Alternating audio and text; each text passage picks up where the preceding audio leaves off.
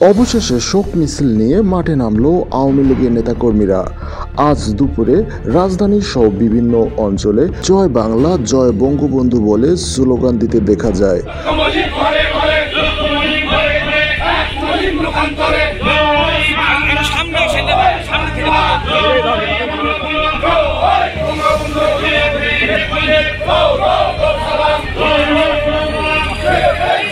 এদিকে আওয়ামী লীগের নেতাকর্মীরা হুঁশিয়ার দিয়ে বলেন, আগামী 15ই আগস্ট দেশ জুড়ে সারা দেশে শোক দিবস পালিত হবে এবং প্রতিটি আওয়ামী লীগের নেতাকর্মীরা রাস্তায় শোক মিছিল পালন করবে।